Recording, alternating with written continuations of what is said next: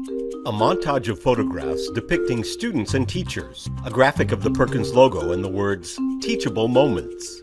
A title, Object Schedule Systems, with Marguerite Bilms. Hi, my name is Marguerite Bilms, and I'm here today to talk to you about object schedule systems and how to use them in your classroom or your home. An object schedule system is for learners who are learning at a concrete level of development. So they are pre-symbolic in their understanding of words and how they correlate to individual activities or individuals. There's a variety of ways that you can use an object schedule system. This system in particular was developed for a 4-year-old who is a deafblind learner and is learning at a concrete level, in meaning that they are still understanding what objects mean and how they relate to activities that have further abstract meaning. There are many benefits to using a calendar system in that it's pre-literacy, you're building concept development, you're helping the child develop memory skills, and overall communication, both expressive and receptive. When you're considering how to develop your own schedule system, you need to first think of what objects are meaningful to the child. I cannot emphasize it enough that it must be meaningful to the child, and the adult or the teacher must be conscious not to implement their own bias when picking out objects. One of the biggest issues is using miniatures when talking with our children. If you're telling a child that they are supposed to go in the car or on the bus and you give them a miniature car, they don't conceptually understand that this small car means the big van that they get into. In her hands, Marguerite holds a toy car. The car is black and silver with a red and yellow decal. They don't have experience with feeling the whole car or seeing the whole car. They have the experience of stepping into the car and sitting in a car seat. So if you're thinking about something that's meaningful to the child, think of something that they use in that moment that they can associate. Naturally, you can't put a big, large van into the child's schedule system, but you can use a piece of a seatbelt, you can have a toy that's only consistently used in the car, or maybe they have a preferred blanket. Those are some options to consider. So when you're selecting objects to implement throughout the day with your child, I like to start with objects that I use consistently and routinely, usually surrounding recreational activities or meal times or toileting. This way the child gets consistent exposure and repeat exposure. When you want to start expanding on which objects you use with your children, you want to start at a concrete level, meaning if the child eats out of this blue bowl for snack every day, this is the blue bowl that you should be using in your calendar system. Marguerite has just picked up a small blue plastic bowl. Off to her right, there is also a larger plate made of yellow plastic. It becomes symbolic when you have the student reference a bowl and then eat off of a yellow plate. So you want to avoid that at first. You want to make sure that the student understands the correlation between one object and using that exact object in the moment, not just using it as a point of reference. In further discussing how meaningful the object should mean to the child, consider how they experience their activities on a day-to-day basis. If the child eats by mouth and they use the spoon, then that's great. That's a great symbol to use for them. But then consider, are they a G-tube user? If they use a G-tube, the spoon may mean nothing to them. So maybe it's something involving a G-tube. In her left hand, Marguerite holds a spoon and a large feeding syringe in her right hand. You want to use these objects consistently throughout the day at any point of reference that you can. Even if you don't have a system in place yet, you can still bring the object to the child in the moment and have a conversation about it. I can bring this bowl over to a student and say, we're gonna go eat. You wanna help me carry your bowl? Bring the bowl to the kitchen, let's eat. Also consider what language you use when you're working with your children to make sure that you have consistent labeling.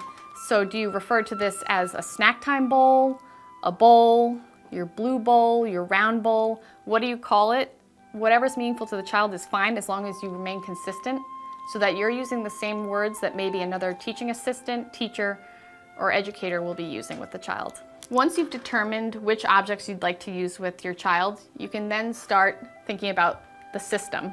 On the desk to her left is the calendar system. It consists of a green plastic bin and a red plastic bin side by side, both of which are lined with black Veltex. A Meyer-Johnson picture communication label illustrating the time for sign is at the top of the green bin, and the picture communication depicting the finished sign is on top of the red bin.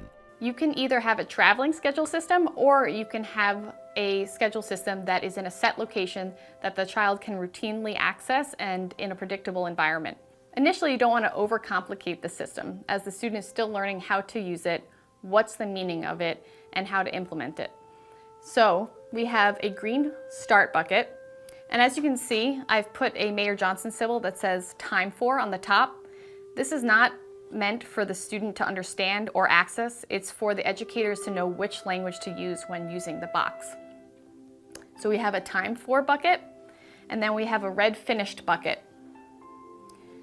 The colors matter because this student has some residual vision and can identify colors, or at least recognize colors. If the student's totally blind, you might want to consider using boxes of different texture, different sizes, something to help differentiate the time for and the finished bucket. If the child has a field loss and has a preferred field of vision, you might want to consider the angle that the box is at so that they can most easily identify the object that's in the boxes and then access it with ease. So now that you have your objects in place and you have the system in place, how do you use the system? What you do is you have the child approach the system with you. Once they arrive, you should have the object placed in the time for bucket and ready for them to access. So as the student approaches, you have them reach in to the best of their ability and take out the object. In this case, the object is the book Goodnight Moon, which Marguerite now displays. It's important to give them communication when you're discussing the schedule system. So you can sign to the student that it's time to go read a book. And I want to reiterate that this being a concrete object, meaning this is the book you're going to read. So we're not bringing this book over to the book area and reading The Hungry Caterpillar. We are going to read Goodnight Moon. So the student goes with you and takes the book to the area that you're going to read in and engage in the activity.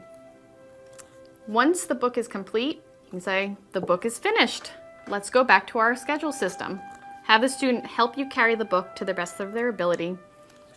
Return to the schedule system, have them place it in the finished bucket, and tell them, okay, books are finished. Let's see what's next. Once that activity is finished, you want to make sure the object for the next activity is readily available so that the student can access it immediately. In this case, I have a swimsuit. So we're going swimming, and this is the child's exact bathing suit.